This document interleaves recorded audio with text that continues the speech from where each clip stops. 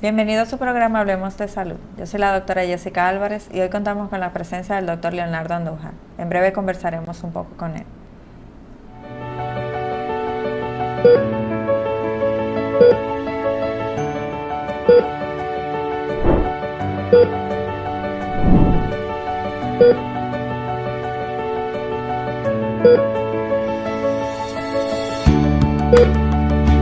Senasa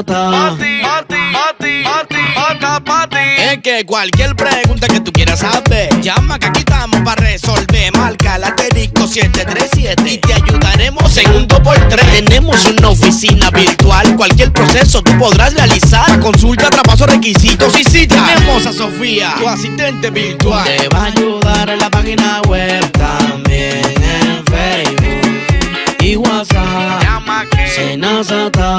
Con los canales alternos de servicio Senasa podrás acceder desde cualquier lugar, más rápido, fácil y directo. Senasa, nuestro compromiso es tu salud.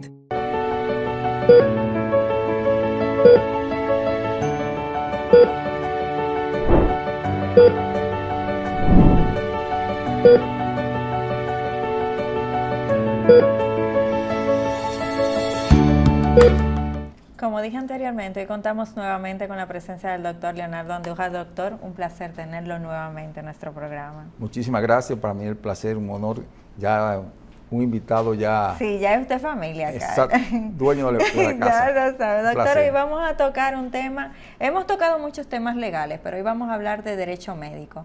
¿En qué consiste el derecho médico? El derecho médico es una rama del derecho que se encarga de regular las actividades asistenciales y los derechos de los pacientes. O sea, hay que hacer énfasis en esto.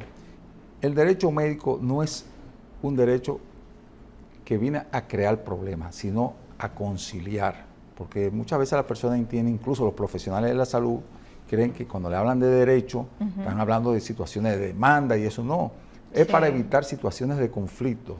Entonces, cuando el profesional de la salud conoce del derecho médico, va a garantizarle los derechos a los pacientes y va a enseñarle a los pacientes cuáles son sus deberes. Y los profesionales de la salud sabrán cómo comportarse, cómo manejar la relación asistencial con los pacientes. También esto abarca los centros asistenciales, o sea, las clínicas. El derecho médico abarca también la parte privada como la parte pública. O sea, los hospitales están envueltos en esto, tienen una cobertura. Los médicos, los pianalistas, los odontólogos de los centros públicos también es competencia del derecho médico. A veces los odontólogos, ustedes los odontólogos, entienden que el derecho médico no es competencia de ustedes, porque hablan de derecho médico, pero el derecho médico, claro, lo abarca a ustedes. Y es bueno hacer esto porque también me he encontrado en varias ocasiones de que los odontólogos dicen, no, el derecho médico no tiene que ver nada con nosotros, tiene que ver con ustedes. Se supone que tiene que ver con todas las áreas que abarcan la salud. Exactamente. Y la salud es todo. Sí, lo que pasa es que lo confunde un poco lo que es el término, porque realmente el derecho médico todavía en nuestro país no se maneja, no es bien conocido. Y es bueno que programas como estos de salud haga ese aporte a la sociedad de que vaya despertando el interés tanto a los pacientes como a los profesionales de la salud en qué consiste el derecho médico. En la medida que conozcamos esto, mejores atenciones vamos a recibir, vamos a dar. Doctor, usted dice que el derecho médico es literalmente abarca a los pacientes, pero a veces nos podemos encontrar en situaciones donde quizás un doctor necesite vías legales para defenderse de un paciente que quizás quiera abusar o acusarlo de mala práctica indebidamente. ¿En el derecho médico también esto se contempla o solo se va a la parte de defender cualquier mala práctica en el paciente? El derecho médico es regulador. Entonces hay algo que hay que aclarar. Medicina legal y derecho médico. Ya entiendo. Derecho médico, repito, es regulador. La medicina legal es sancionador. Ya entiendo. Cuando hablamos de mala práctica, mala praxis, entonces ahí caemos en medicina legal, exacto. que es un derecho que le asiste a los pacientes a demandar cuando entienda que han sido vulnerados sus derechos, su salud, o sea, derecho fundamental como el derecho a la vida, el derecho a la salud. Entonces, el paciente tiene su libertad de demandar. Sí. Pero es bueno, y siempre insisto, que en la medida que el profesional de la salud conozca de derecho médico, menos demandas médicas van a haber, porque va a asumir su compromiso, va a tener conciencia de su compromiso profesional ante los pacientes, que muchas veces no conocemos de esto. Sí. Porque en la universidad, apenas ahora, actualmente, o sea, la semana pasada, la Universidad Autónoma de Santo Domingo graduó los primeros maestrantes de Derecho Médico. Sí. Nosotros fuimos los primeros. Entonces, realmente, el compromiso que tenemos, llevar esto a los medios de comunicación, masificar la idea, el conocimiento que se ha manejado, como le dije antes, por los profesionales de la salud, los pacientes de todo el mundo. Porque todos en algún momento hemos sido pacientes, somos pacientes o seremos pacientes. Sí. Entonces no hay que esperar ser paciente para empezar a conocer cuáles son nuestros derechos y deberes. Entonces yo creo que si de manera tranquila, pausada, comenzamos a buscar, a poner por ejemplo programas de televisión, de radio, a leer temas sobre derecho médico, vamos a tener mayor conciencia y manejo del tema. ¿Y dónde el personal médico y los pacientes pueden obtener informaciones sobre el derecho médico? No necesariamente tienen que estudiarlo, pero sí para saber cómo hacerlo bien. Fíjate, nosotros, de hace aproximadamente unos 5 años, enviamos todos los días por las redes, Instagram, Facebook, WhatsApp, cápsulas de derecho médico. Okay. O sea, buscando concientizar, educar. O sea, que ambas partes vayan descubriendo temas tan fundamental, por ejemplo, el tema del derecho médico fundamental, por ejemplo, es el consentimiento informado. Sí. Un tema que todos los días se dan en los consultorios médicos. Entonces, el profesional de la salud debe conocer bien en qué consiste un consentimiento informado, quién es que lo va a elaborar, pero el paciente, que es que lo va a firmar, quien va a consentir lo que el profesional de la salud le está planteando, también tiene que tener el debido conocimiento. Entonces, leerlo, sí. claro, y llevárselo a la casa, porque no es firmarlo ahí en el momento de la consulta, que el doctor le diga, mira, fírmame esto. No, eso no tiene validez. Si de suceder así, el paciente en algún momento puede alegar presión, porque me están, dando este documento es como cuando tú vas a los bancos a firmarte, que no te da tiempo de llevártelo a tu casa, a leerlo, a contemplarlo. Entonces tú vas a tu casa, lo lees, lo socializas con la familia, busca una segunda opinión, si tú entiendes, tienes todo tu derecho a buscar una tercera opinión. Entonces ya tú decides si va a firmar esto, regresa donde tu médico de cabecera, el médico inicial. Entonces tú le dices, doctor, venga, vamos a firmar o no. Entonces son temas importantes que el paciente no puede sorprenderse en esto. Y el profesional de la salud saber elaborar un consentimiento informado. Porque no es una hoja escribirle, te voy a hacer determinada cirugía. No, tú tienes que ser detallado, pero en un lenguaje que el paciente maneje, no en el lenguaje del profesional de la salud. ¿Sí? Porque es el entendimiento, porque el consentimiento informado es el médico informa y el paciente consciente. Entonces, tú tienes que saber transmitir ese mensaje para que el paciente pueda afirmar de manera consciente de su compromiso. Sí. Doctor, desde su experiencia, esta pregunta es un poquito incómoda, pero debo hacerla. El derecho médico, usted es médico y decidió estudiar derecho médico, pero podemos encontrar abogados que se inclinen por el área de derecho médico. En su experiencia, ¿quién usted cree que sería una persona más preparada? ¿Un abogado que haya decidido estudiar derecho médico o un médico que haya decidido, por el asunto de que hay mucha información médica que quizás el abogado no va a manejar y esto lo imposibilite de conciliar de mejor forma alguna situación? Yo te felicito por esa pregunta realmente, porque es uno de los afanes que vengo teniendo hace 5 años. Mira, yo soy médico, pero también soy abogado. Sí. Y estando en la maestría, habían médicos no abogados, abogados no médicos, ¿no? Y médicos abogados. Y pudimos comprobar que la formación del médico abogado es lo mandatorio para el derecho médico. Se daba el caso cuando habían profesores en el área de legal, Sí. el médico no conocía muchos conceptos.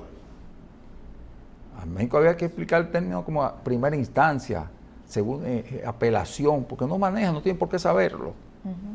Y que entonces, cuando venían médicos a impartir docencia, imagínate, los abogados estaban desconectados. Completamente. Entonces, una de las críticas que yo dejé en la Universidad Autónoma de Santo Domingo, de que los maestrantes, había que crear un requisito, y era que fueran médicos abogados. Igualmente, cuando pasamos esto a la medicina legal, pasando ya de derecho médico a medicina legal, el médico abogado es el mejor defensor, tanto para el paciente como para el profesional de la salud, en un proceso judicial. ¿Por qué? El abogado no conoce de esto. Pero también yo voy un poco más lejos, y cuando voy a los medios de comunicación abogo también porque se vayan creando tribunales especiales, conformados por médicos abogados formados en la Escuela de la Judicatura. Sí. El juez no es médico, no entiende y no tiene por qué entender. Hay peritos, sí, pero el juez no conoce los resultados, sabe leer, pero interpretar, no sabe interpretar. Si un juez se manda a hacer una analítica, va donde el médico para que se la Exactamente. lea, o sea, él no la va a interpretar. Exactamente. Entonces, para que haya una tutela judicial efectiva, el médico abogado como representante del profesional de la salud y como el paciente. Entonces, si ese juez es médico abogado, óyeme, porque actualmente se llevan sorpresa en los tribunales con las demandas médicas. Sí. Jueces que tú entiendes como médico abogado que hubo una falta y el juez no entendió, olvídate.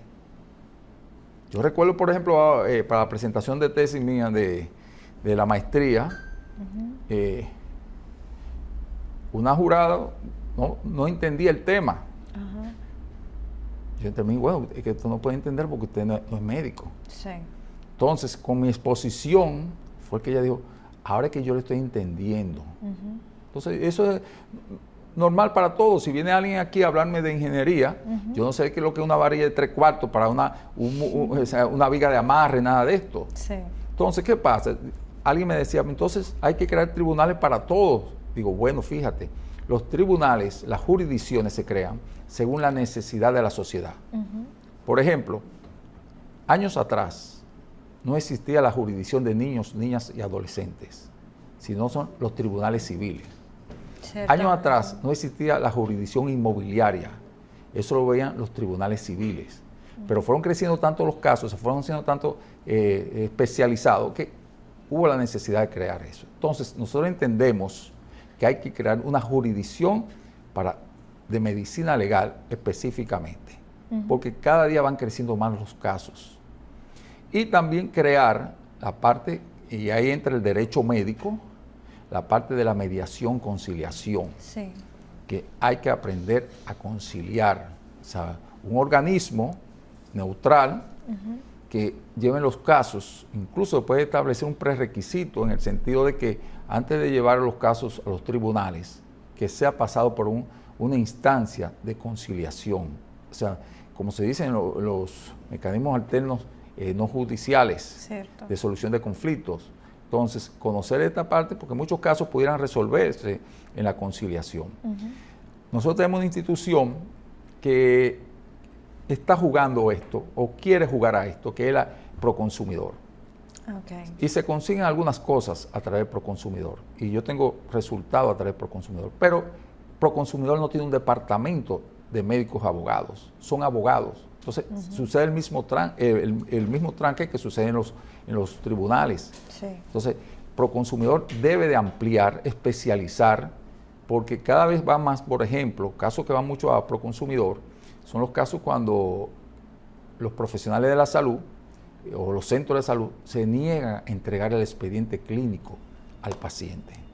Es que en verdad se niegan a entregarle hasta una simple radiografía. Totalmente. Y yo siempre le digo a los profesionales de la salud cuando me toca hablarle, y esto, señores, el paciente es dueño de todos los datos de su expediente clínico. Completo. Usted es un guardián del expediente clínico. El paciente que le solicite a usted, entréguele una copia certificada. Tiene hacer una copia con su firma, su sello, y él que estudie lo que vaya a hacer. Libre acceso. ¿Qué pasa? Si usted le niega a un paciente ese récord médico, su derecho, él va a comenzar a pensar, ¿por qué el doctor me está escondiendo esto?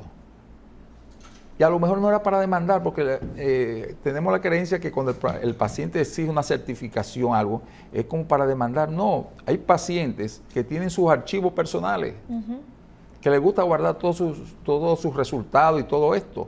Y yo no veo mal eso, porque hoy posiblemente el paciente esté conmigo, pero en un año decida cambiar de médico, que es un derecho que le asiste al paciente.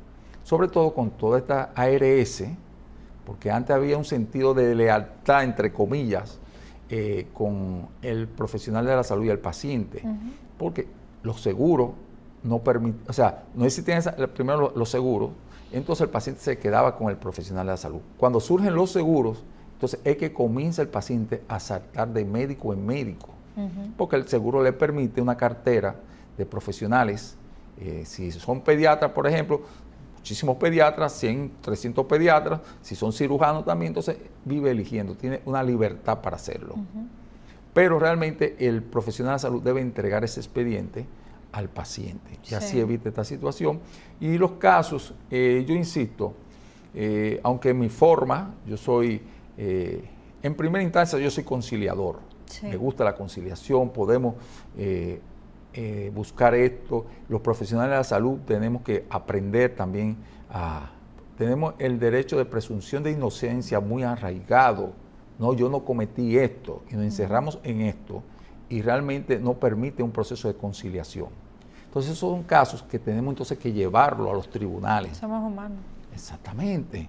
Entonces yo creo que, insisto, y a través de las cápsulas de derecho médico, yo abogo porque el profesional de salud flexibilice esa posición.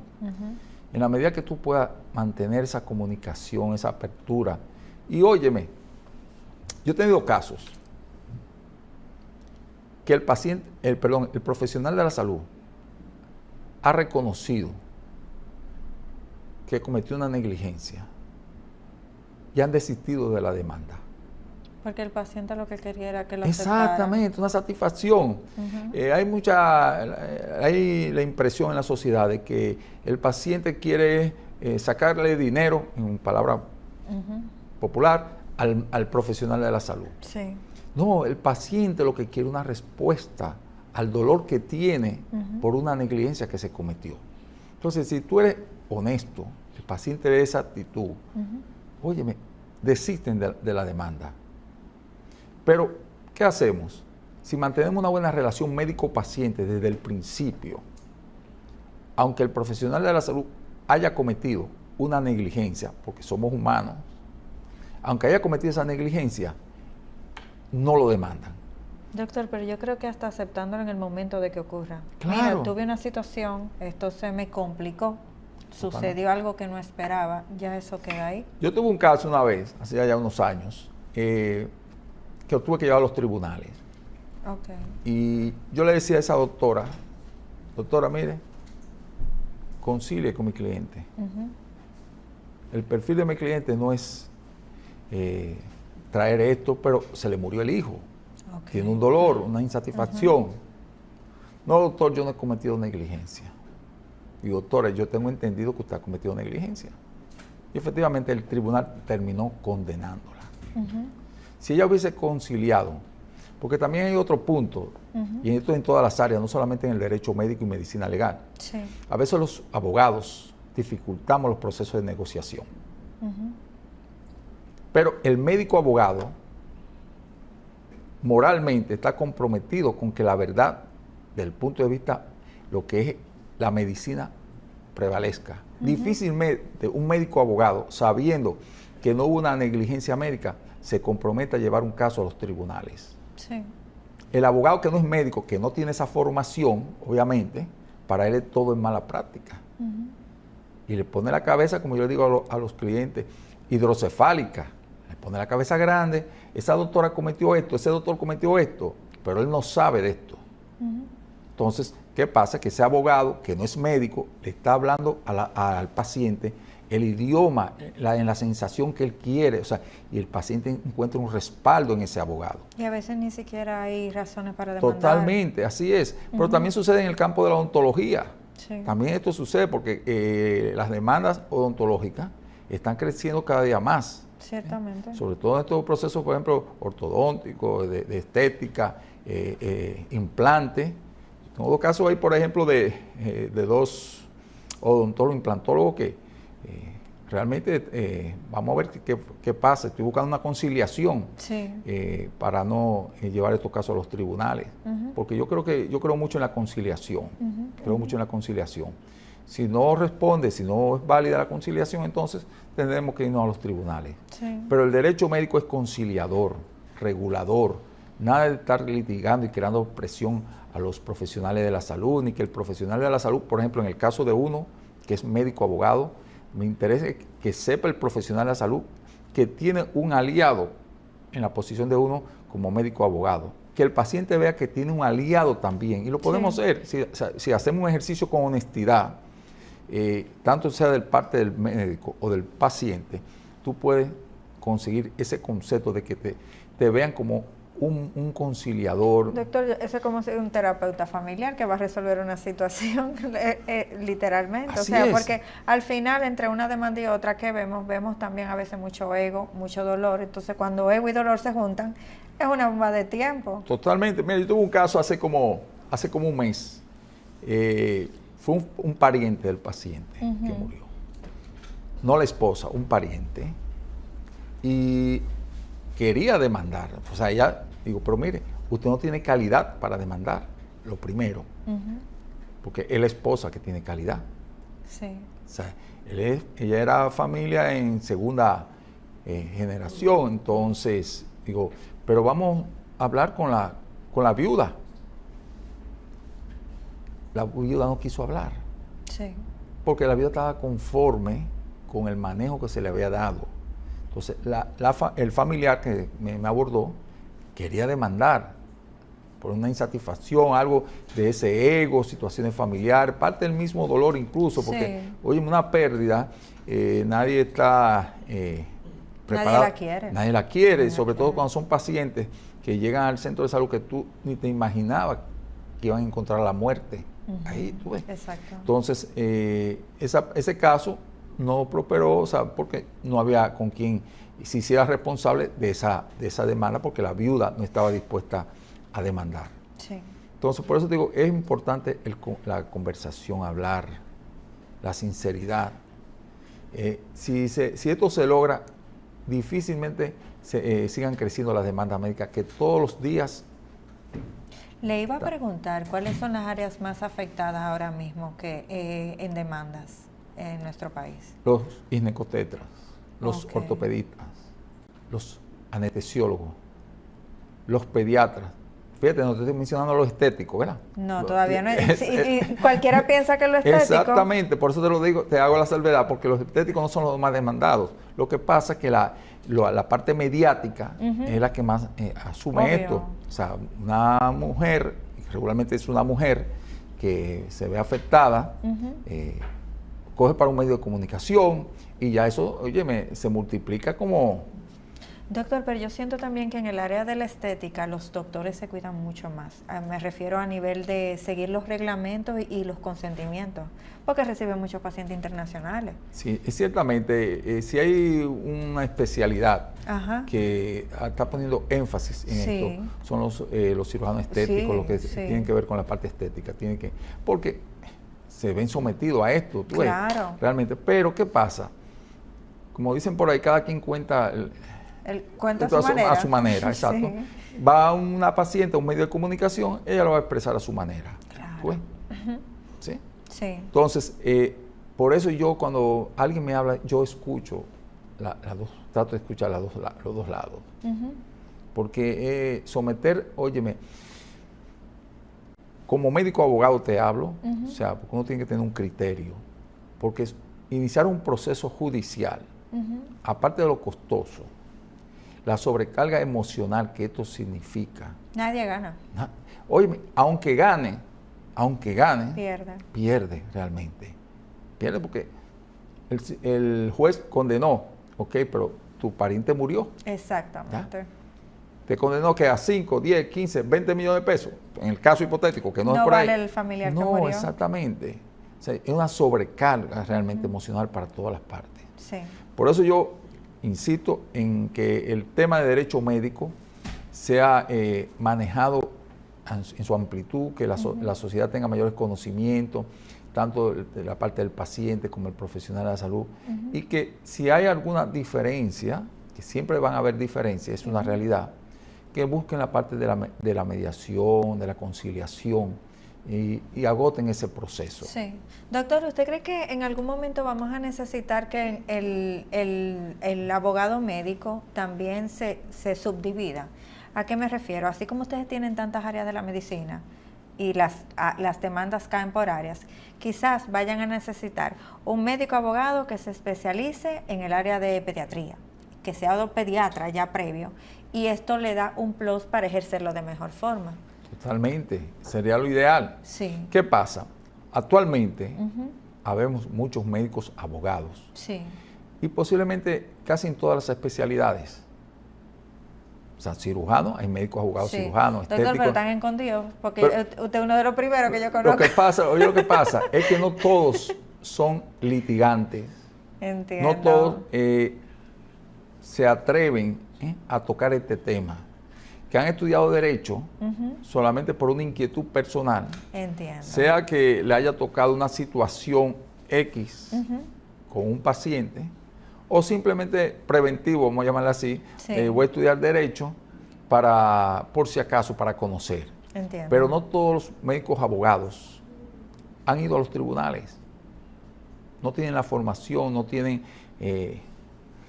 no les gusta. Sí. O sea, solamente por parte profesional de conocimiento. Pero es lo mejor, porque por ejemplo, si tú estás un médico abogado anestesiólogo, ¿verdad? Obviamente hay un caso de anestesia, pero ¿qué pasa? Ese médico abogado anestesiólogo, hay un problema, fíjate. Sí. El colegio médico tiene una asociación de médicos abogados. Ok. Porque ellos entienden que el médico abogado es para asistir a los profesionales de la salud. Ok. Sí, es cierto. Pero también el médico abogado es para asistir a los pacientes. Entonces, el médico abogado que asiste a los pacientes no puede pertenecer a la asociación de médicos abogados del colegio médico. Es un punto divergente que yo tengo con ellos, realmente. Porque yo estudié medicina, me hice especialista, pero no me hice especialista para ver los hijos de los millonarios. Yo también me hice especialista para ver los pobres. O sea, yo me hice abogado no solamente para ofrecer mis servicios profesionales a determinado sector, ¿no? Amplitud. Entonces, ¿qué pasa? Que los médicos abogados están aglutinados en una asociación, y cuando el profesional de la salud, específicamente el médico, tiene una situación, encuentra una protección ahí. Pero ¿qué pasa? Es lo que yo hablo de una tutela judicial efectiva. Tú tienes que estar bien representado, pero yo también como paciente necesito estar bien representado. ¿Y de qué forma? Bueno, con un médico abogado, así como tú tienes como profesional de la salud, un médico abogado, yo también tengo el derecho de solicitar de una asistencia legal de un profesional de esa categoría. Entiendo. Pero cuando son especialistas, así ya mayor representación. Sería tiene, más fácil exactamente esta parte. Sí. Pero te digo de antemano que es difícil encontrar eso todavía. Entiendo que sí, doctor. Lamentablemente debemos ir a la pausa. En breve regresamos con su programa Hablemos de Salud.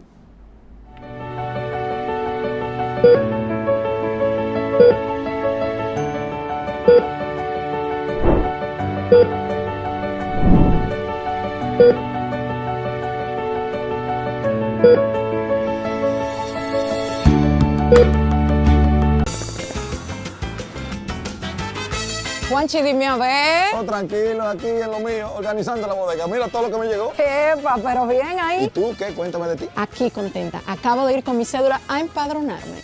¿Empadrón qué? ¿Y qué es eso? Mira, hombre, eso es que te inscriben para votar por tus candidatos de RD, pero desde el exterior, como si tú fueras a votar allá, pero viviendo aquí. Porque, ajá, uno vive aquí, pero el corazón lo tiene allá. ¡Sabroso! Pues llévame contigo que yo no me voy a quedar fuera. Vamos. Julia, busca tu cédula que vamos allí a empadronarnos. Empadrónate por la patria que llevas dentro. Junta Central Electoral. Garantía de identidad y democracia.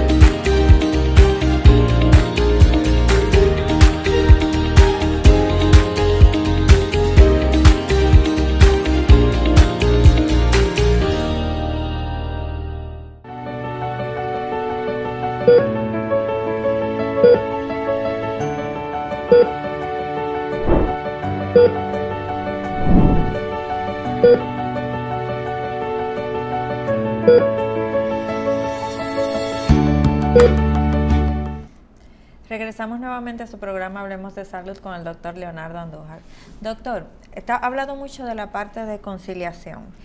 ¿Qué es lo que más dificulta una conciliación en una situación médico-paciente? Lo primero, el ego. Me imagino que el ego en los doctores. Sí, porque el el ego. paciente no, lo va a tener. Claro, no. El Sí. ego del doctor, el profesional de la salud. Sí. Yo no he cometido eso. Porque usted me demanda. Si Sí. yo di una atención bien, usted puede ir donde usted quiera, pero no, yo no voy a ceder. Yo no he cometido eso. Entonces, por eso le dije anteriormente, y eso viene con la par, lamentablemente, un tema importante del derecho médico, la deshumanización. Sí. Nosotros hemos comentado muchos doctores que está habiendo una deshumanización a nivel general. Totalmente, entonces mantienen ese ego. Y estamos, lo peor del caso es que no estamos haciendo nada para rehumanizar la medicina, no humanizarla, porque estuvimos humanizadas, estamos deshumanizando. Entonces hay que rehumanizar la medicina. Y no estamos haciendo nada para rehumanizar la medicina. Ni en las universidades se está trabajando a nivel de los estudiantes. De las materias que deberían dar. Exactamente. Y por ejemplo, filosofía. No se da filosofía, y la filosofía es tan importante en la formación del individuo, en cualquier área. Sociología, antropología, psicología amplia. Sí. No nos interesa es neurociencia, tampoco. Entonces, no es verdad que en nuestro país, hablando de turismo internacional, porque estamos vendiendo el país en turismo internacional. Sí, y entra mucho el turismo Exactamente. médico que está llegando. Pero ¿qué mucho. pasa? Esos profesionales de la salud que atienden a esos turistas son los mismos profesionales de la salud que atienden a los dominicanos. Exactamente. Son esos profesionales de salud que están en el hospital tal trabajando. Entonces, ese profesional de salud posiblemente, claro, no podemos hablar de todo así, esté deshumanizado, que no sea sensible al dolor y al sufrimiento del paciente. Ciertamente. Por ahí entra, pues son temas que van enlazando, entra en lo que se llama la medicina centrada en las personas, que hay que cambiar el modelo asistencial. Y por eso lo que tenemos ahora, formación en derecho médico, precisamente ese fue el tema de posgrado, la medicina centrada en las personas. Ese modelo, hay que llevar el país a ese modelo asistencial, cambiar el que tenemos, medicina centrada en la enfermedad. O sea, que nos preocupamos, por ejemplo, por la neumonía del paciente. Y no sabemos el nombre. Exactamente. Tampoco nos sensibilizamos con el dolor y el sufrimiento. Entonces, hay que ver al paciente como persona, como ser humano. Y actualmente las universidades nuestras no están formando los profesionales, los futuros profesionales de la salud en todas las áreas con un sentido de humanidad. No lo están haciendo. Entonces, eso es lo que estamos viendo en el mercado. Tanto en el sector privado, en las clínicas más costosas y eso, se ve esa deshumanización. Sí. También se ve en las enfermeras. Claro, no podemos hablar general, no estamos generalizando, pero tampoco tú ves los centros de salud. Si sabe que hay un déficit en la parte humana, crear programas internos Sí. de ir rehumanizando, por lo menos los profesionales de la salud que presten servicio en esa área. Ningún centro de salud hace esto, por costoso que sean las prestaciones y todo esto. No, entonces estamos deshumanizando. Sí. Entonces, esa medicina deshumanizada se va reflejando entonces cuando tú tienes que negociar en un proceso de demanda, ese ego es lo que va a primar. No tiene domado el ego, la parte animal de uno, que uno entiende en una posición, se encierra en una posición y no reconoce que ha fallado. Sí. Entonces es peor el asunto. Sí. Y en su experiencia, me imagino que ha tenido el ego, pero también se ha encontrado con médicos que no tienen ego, que son todo corazón. ¿Cómo resolver la situación más fácil? Mira, Porque hay que decírselo a la gente, no hay que pelear, se puede resolver. O sea, me imagino que esos casos fluyen mejor. claro que sí, yo he tenido casos Sí. que incluso uno pensaba que se iba a litigar. Y no, el profesional se reconoció, y fue, por ejemplo, yo te mencioné hace minutos atrás, que el paciente desistió de demandar. Desistió porque vio la actitud del médico. O sea, yo siempre digo, todos tenemos conciencia, y en algún momento nos toca la conciencia. Y cuando tú ves tanta sinceridad en la otra persona con quien tú vas a litigar, te está desarmando. Sí. Mire, doña, si me pasó esto, realmente no debió haberme sucedido, pero tal, óyeme, tú le estás pidiendo una disculpa, Sí. aunque el paciente haya muerto, porque ese mismo profesional lo pueden condenar, por ejemplo, a 10 años, a 2 años de prisión, a 1 año de prisión, y no va a revivir el paciente. Pero para eso, es como tú bien dices, tú tienes que tener un ego controlado, suficientemente honesto, hacer una medicina con criterio de humanidad, Sí. realmente, que es lo que no tenemos. Mientras más grandes son las edificaciones, más deshumanizada está la medicina. Entonces, no hay en ninguna escala de atención en nuestro país esa seguridad. Y estamos vendiendo, vuelvo y te digo, turismo internacional, Sí. con un afán y todo esto, pero el recurso humano está realmente bueno, académicamente está capacitado, pero humanamente está capacitado. Sí. Muchos sí, otros no, pero todos van en el paquete. Sí. Doctor, y ahora tenemos también muchas redes sociales y tenemos médicos, que yo le digo son médicos socialites, que me disculpen, y faranduleros. Y vemos que los pacientes confían en que son 100% viables porque tienen muchísimos seguidores. Y muchísimos seguidores, ahora mismito es el título universitario, evidentemente. ¿Cómo usted, me imagino que le han llegado pacientes con situaciones de que se han llevado por esta ola? ¿Cómo se maneja esta situación, ya que muchos pacientes son hasta expuestos en las redes sociales y después entonces vienen las situaciones negativas? Yo primero le digo, mira, en lo personal, Sí. voy a empezar por lo personal. Yo nunca he dado una consulta por las redes. En lo profesional, nunca he dado una consulta. Ni médico, ni como abogado. O sea, tú me quieres contactar, obviamente yo te digo, sí, estoy en tal lugar, tal cosa, y Sí. ya, ahí. Ahora, ¿tú me vas a presentar tu problema? No. Porque las redes se desvirtúan las cosas. Se desvirtúan. No hay una atención directa. Es algo, volvemos y caemos a la parte deshumanizada, es algo frío. Sí. Entonces, ese médico se corre el riesgo, ese profesional de la salud en sentido amplio, de ser demandado, porque aumenta la probabilidad de fallar. Entonces, independientemente de la especialidad, hay muchos profesionales, todavía, porque eso empezó con la pandemia, y hay muchos profesionales que dan su consulta, todavía, Por chat. Sí, exactamente. Entonces, óyeme, mis pacientes saben que conmigo yo aparezco las 24 horas del día. Los oriento, nunca los dejo solo. 2 de la mañana, 24 de diciembre, 31 de diciembre, siempre mis pacientes saben que están respaldados por mí, que ahí están ellos. Sí. Ahora, yo no doy consultas por redes. No, porque a ellos no les conviene, ni a mí tampoco.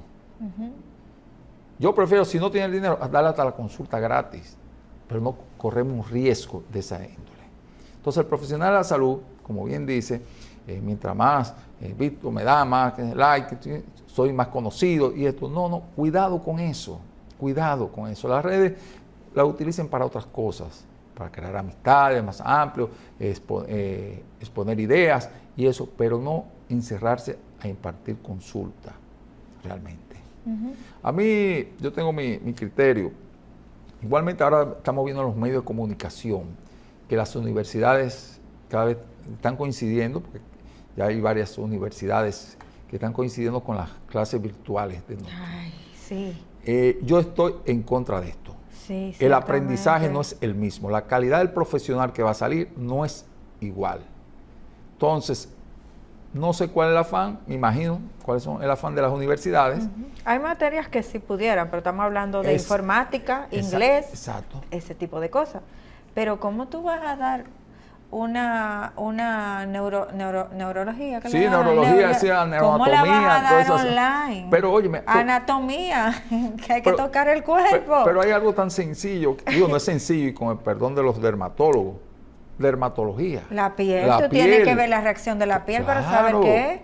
No es lo mismo tú estás viendo a través de una pantalla, de que déjame ver la pigmentación. No, o sea, entonces, yo estoy en contra de las universidades, bien como tú dices, hay algunas asignaturas que son prácticamente teóricas, que con trabajo de presentación tú puedes aprobar y conocer tu asignatura, pero hay otras asignaturas que hay que ir, hay que asistir realmente. Entonces yo estoy en contra de eso de la educación virtual. Fíjate, a raíz de la pandemia, porque hay otro ingrediente en esto, a raíz de la pandemia, que se iniciaron las clases virtuales, el ministro de Educación en ese entonces, yo le envié una instancia donde le daba unas recomendaciones con respecto a la virtualidad y los niños epilépticos o con antecedentes de crisis convulsiva o epilepsia. El estar sometido por horas prolongadas puede desencadenarle crisis, aunque tenga su tratamiento. Sí, por la pantalla. Exactamente. Yo le di algunas recomendaciones, la distancia, la iluminación, pero él nunca dio a conocer esto. Porque me imagino que no le convenía en el sentido de que, óyeme, viene a hablarme a mí de un problema que yo tengo tan grande, de llevar la educación al país, entonces me está presentando a mí casos que si el niño convulsiona o no convulsiona, pero hay que ver eso también. Sí. Es que no es que no le den la docencia, impartan la docencia, pero acompañarlo también de una información. Eso es parte de la inclusión de la que tanto están hablando. Claro que sí. Pero aquí muchas veces buscamos solamente soluciones al instante, sin medir las consecuencias que pudieran generar. Sí. Doctor, ¿cómo es un proceso de conciliación? O sea, ¿cuáles son los pasos que se van dando? ¿Cómo va estudiando el caso? ¿Cómo se maneja eso? Mira, hay un tercero, como un juez, imparcial, el que decida. Entonces, ese conciliador, porque hay el mediador y conciliador. ¿Tú ves? El mediador media entre las partes. El conciliador, si tiene que formar parte del proceso con algunos detalles, pero la decisión final es entre los dos. Sí.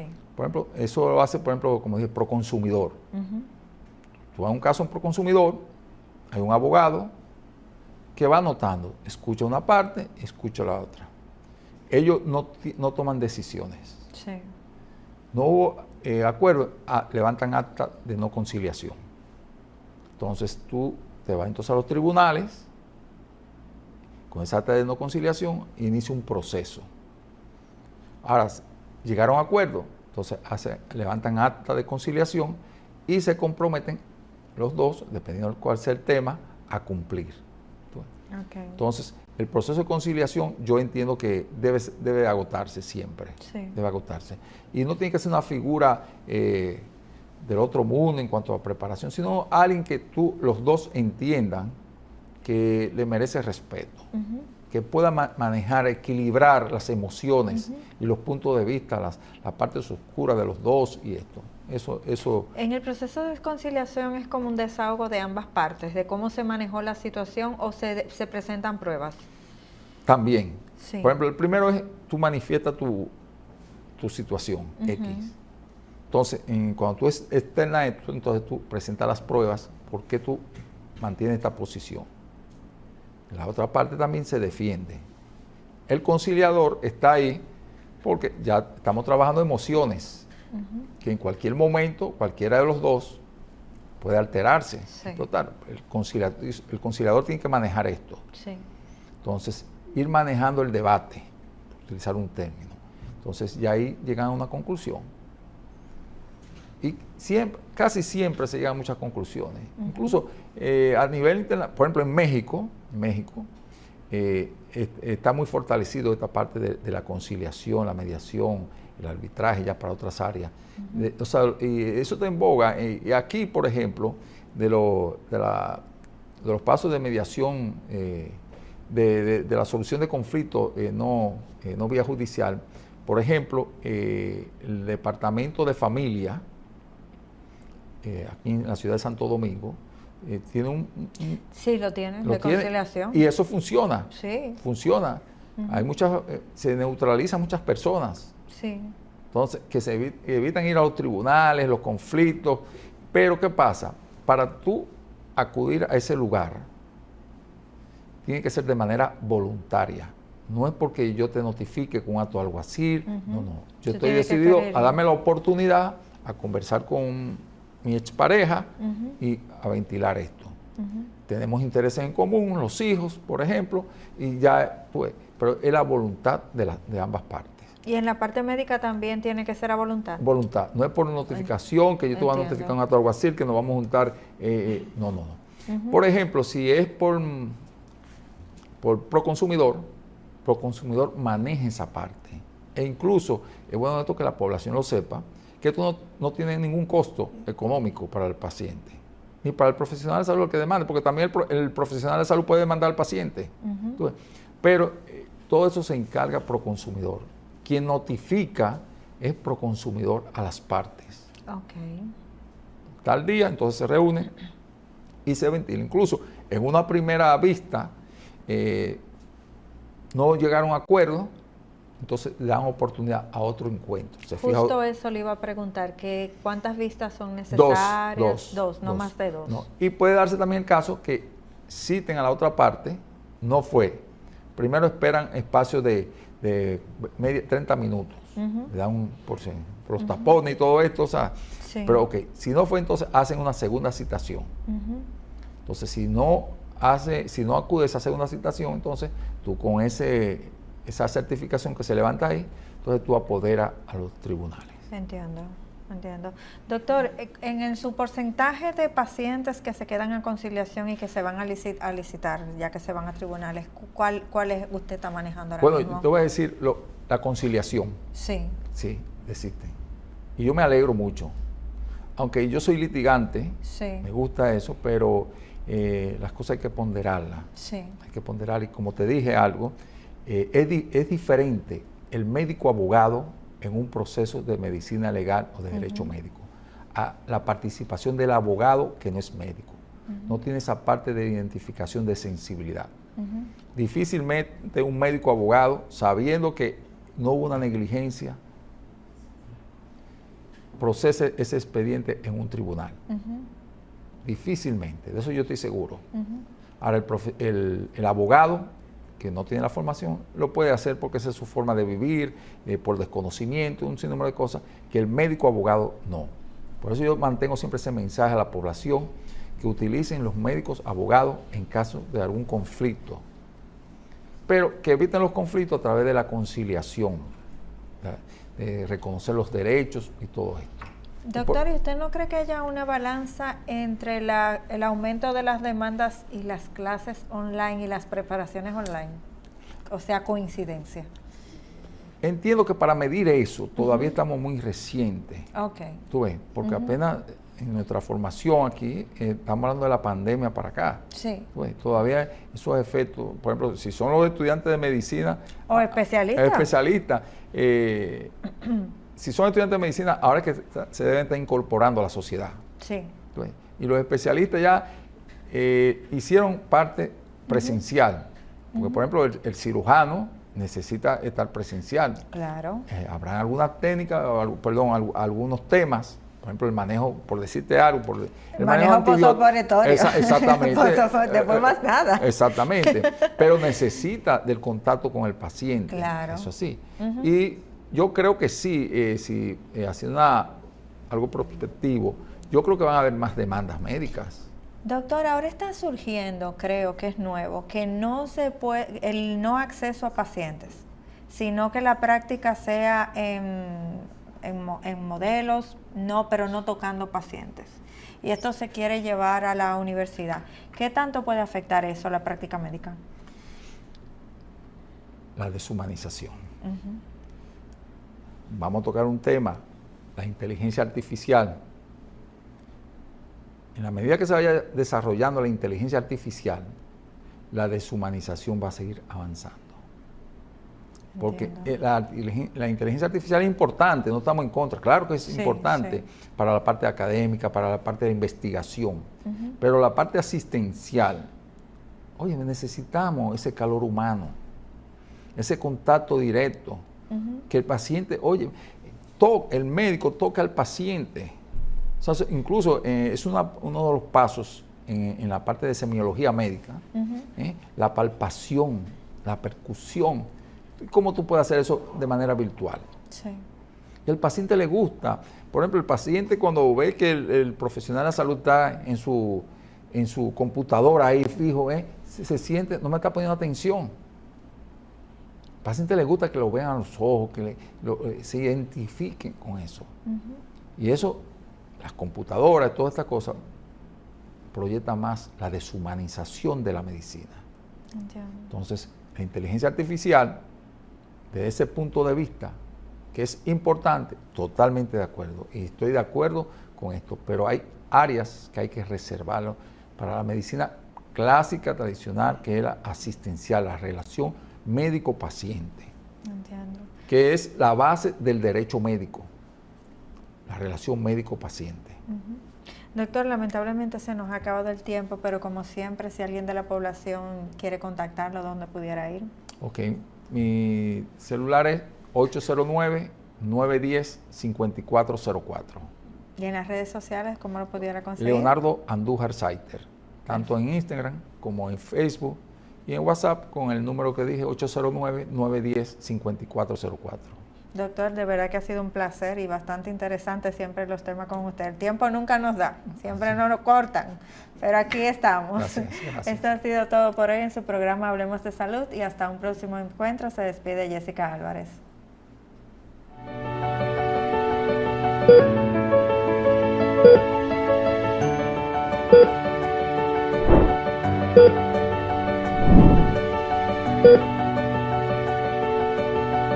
Thank you.